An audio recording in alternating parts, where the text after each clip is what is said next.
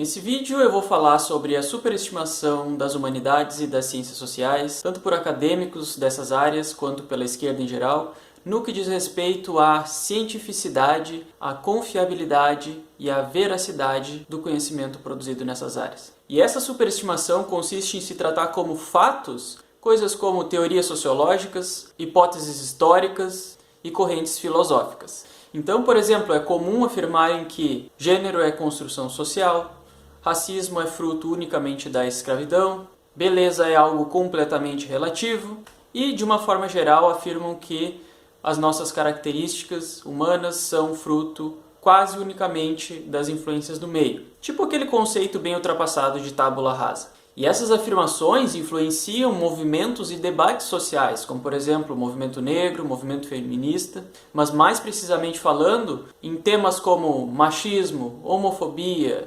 racismo, masculinidade tóxica, representatividade, mulheres na ciência e na política e provavelmente muitos outros. Então por aí se vê que o impacto dessas afirmações ele é bem alto. Mas nesse vídeo eu não vou falar sobre todos esses assuntos, no máximo eu vou dar alguns exemplos, porque eu vou falar sobre eles em vídeos específicos. Então nesse vídeo eu vou abordar o problema mais pela raiz, questionando então o que de fato é ciência e o que não é. E daquilo que é ciência, o que é de fato comprovado e, portanto, pode ser afirmado. E a propósito, afinal de contas, história é ou não é uma ciência? Então, para falar sobre isso, eu vou dividir o vídeo em 3 pontos principais, onde o primeiro é que nem tudo que vem da academia e das universidades é necessariamente ciência. Segundo, que nem tudo que vem da ciência é necessariamente científico, no sentido de estar em conformidade com a metodologia científica. E o terceiro ponto é que nem tudo que é científico é necessariamente comprovado e verdadeiro. Então, começando pelo ponto 1, nem tudo que vem da academia é ciência. Na verdade, existem muitas coisas que vêm da academia e não são ciência, mas como o objetivo do vídeo é falar sobre as humanidades e as ciências sociais, nós vamos focar nisso. Então, em primeiro lugar, é preciso discernir humanidades de ciências sociais, porque existe uma confusão entre as duas coisas, sendo que elas são coisas diferentes. E essa confusão, em parte, se justifica pelo uso do termo ciências humanas, às vezes para se referir às humanidades e às vezes para se referir a ambas juntas, como é no caso do CNPq, que é um dos principais órgãos de fomento à pesquisa no país, que agrupa as humanidades e as ciências sociais sob o rótulo de ciências humanas. Mas o fato é que elas são coisas diferentes. Alguns exemplos de humanidades são artes, letras, filosofia, teologia e provavelmente história. Eu digo provavelmente porque o caso da história é questionável e eu vou deixar para o final do vídeo. E alguns exemplos de ciências sociais são antropologia, economia, sociologia, psicologia e ciências políticas. Mas a questão aqui é que as humanidades, às vezes chamadas de ciências humanas, não são ciências. E por isso o termo mais apropriado é humanidades. Já as ciências sociais, elas de fato são ciência. Bom, mas por que as humanidades não são ciências? Ora, porque elas não satisfazem os critérios necessários para serem ciências. Porque elas não adotam um método científico para a construção do conhecimento. Ah, Stefano, mas na verdade não existe o método científico, existem os métodos científicos. Cada área possui o seu método científico. Não, isso não é bem assim. Na verdade, existe sim uma arquitetura geral de método científico e existem variações desse método conforme as peculiaridades de cada área. Mas existem critérios básicos e independentes da área do conhecimento que precisam ser atendidos para que a área seja aceita como uma ciência. Esses critérios consistem na possibilidade de se testar empiricamente as hipóteses e de demonstrar que essas hipóteses são falsas caso elas realmente sejam. E isso está relacionado com o conceito de falseabilidade. Bom, ok, mas e daí que as humanidades não são ciências? Qual é o problema disso? Na verdade, não existe nenhum problema. O problema surge quando se trata como científico algo que não é. Porque aí, nesse caso, está se roubando o rótulo de credibilidade, de confiabilidade, que está atrelado ao conceito de ciência, de uma forma injusta. E, portanto, está se superestimando a confiabilidade do conhecimento produzido, o que é algo desonesto e irresponsável. E aqui eu faço um parênteses sobre essa questão da confiabilidade, porque é possível existirem formas de conhecimento muito confiáveis e que não são científicas, como por exemplo conhecimentos a priori da filosofia e da matemática. Tá? Então, dito tudo isso, não se pode afirmar que o que vem das humanidades é ciência, como por exemplo correntes filosóficas como pós-estruturalismo e as suas crias, como por exemplo teoria queer. Mas acontece que existe uma proximidade entre as humanidades e as ciências sociais, de forma que o conteúdo das humanidades acaba influenciando nas linhas de pesquisa das ciências sociais. E aí a gente acaba entrando já no âmbito da ciência, o que nos leva ao segundo ponto do vídeo, que é que nem tudo que vem da ciência é científico. Porque o fato de um cientista social, por exemplo, declarar apoio à teoria queer, ou qualquer teoria oriunda das humanidades, não torna isso ciência. E além disso, ainda sobre o ponto 2, as ciências em geral possuem ramos mais teóricos, onde as teorias são concebidas e muitas vezes elas têm pouca ou nenhuma possibilidade de ser testadas empiricamente. Então, por isso, mesmo que elas tenham sido concebidas dentro da ciência, elas não são científicas em si. E isso ocorre muito dentro das ciências sociais, porque o seu objeto de estudo, que é o ser humano e suas relações sociais, ele é muito complexo, ele é muito imprevisível e de difícil adequação à metodologia científica. Então, por exemplo, para se entender as relações sociais, é preciso se entender o comportamento humano e para entender o comportamento humano é preciso identificar as origens desse comportamento, que podem ser tanto inatas ao indivíduo quanto as influências do meio no qual ele está inserido. Só que estudar isso é extremamente difícil. Para se ter um controle experimental preciso, seria necessário monitorar o comportamento interior e exterior dos indivíduos ao longo de toda a sua vida, o que é algo impraticável.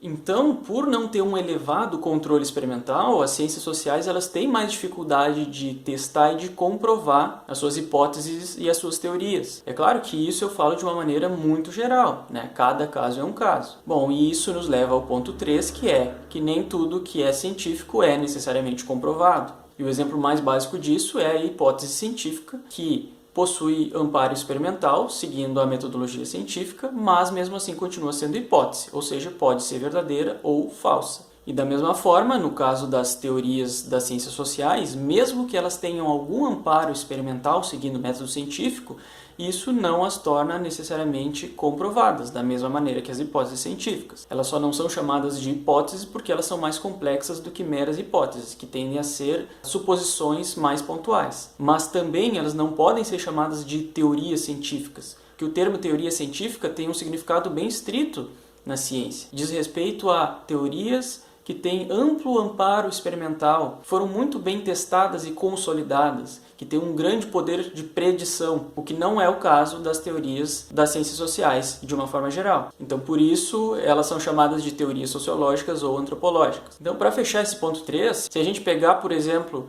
a teoria biosocial de construção social de gênero, se ela tem algum amparo experimental científico, o que é bem possível que não tenha, ainda assim ela não é uma teoria científica. E, além disso, ela está muito longe de ser comprovada, porque ela não pode ser testada. Porque não tem como testar se realmente a origem desses padrões comportamentais e psicológicos de gênero surgiram com a divisão do trabalho entre homens e mulheres na antiguidade. Não tem como se testar isso. Também não tem como se testar se esses padrões de fato se propagaram ao longo da história até chegar nos dias de hoje. Nada disso tem como testar.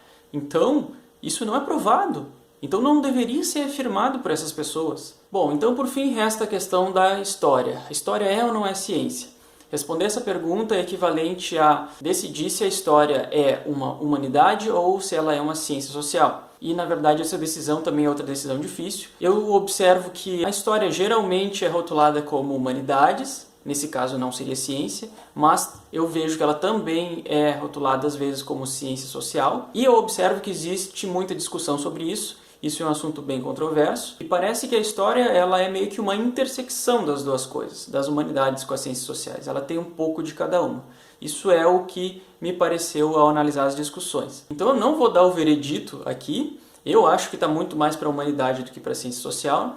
Mas, de qualquer forma, isso não nos impede de fazer alguma análise e de tentar identificar onde é que está a ciência na história, se é que ela existe. Então, para alguma coisa ser ciência, ela precisa ter a possibilidade de observar seu objeto de estudo, de levantar hipóteses explicativas sobre esse objeto de estudo e, principalmente, de testar se essas hipóteses são verdadeiras ou não. Então a história é capaz de observar os artefatos que ela estuda, no caso, objetos ou documentos encontrados ou mantidos ao longo do tempo, e ela também levanta hipóteses explicativas para esses artefatos.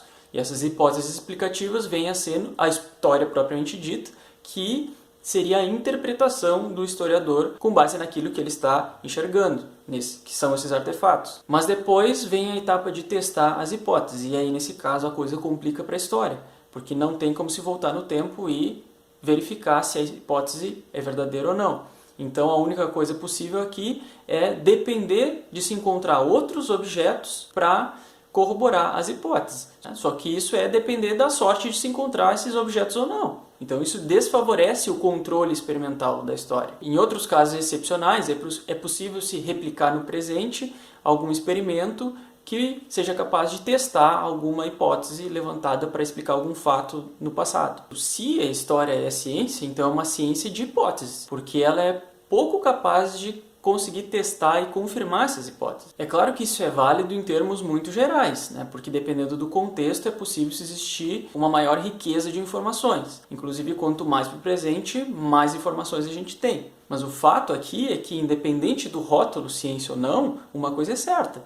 A história ela não é capaz de produzir conhecimento tão seguro quanto as ciências. Pelo menos não de uma maneira geral. Isso também está relacionado a uma outra coisa, que é o fato da história ser majoritariamente ministrada pela esquerda. Então, nesse caso, as interpretações são feitas de um ponto de vista. E além disso tudo, eu agora coloco uma observação pessoal, que eu noto que a esquerda tem um perfil psicológico de distorcer a realidade, de não enxergar a realidade como realmente é, de exagerar, de enaltecer ou de depreciar. E também eu vejo uma dificuldade imensa em analisar as coisas de uma maneira mais objetiva, separando o que é fato e o que é hipótese. Então, dito tudo isso, quem tem um mínimo de senso crítico vai ter muita cautela e muitas ressalvas com a história. Bom, então era isso. Só queria deixar claro no final que o objetivo do vídeo não é atacar, depreciar humanidades e ciências sociais. É claro que essas disciplinas do conhecimento têm o seu valor. O objetivo é fornecer uma visão realista dessas áreas do conhecimento e fazer um chamado para a prudência, para a responsabilidade e para o senso crítico sempre que se for afirmar algo embasado nas humanidades e nas ciências sociais.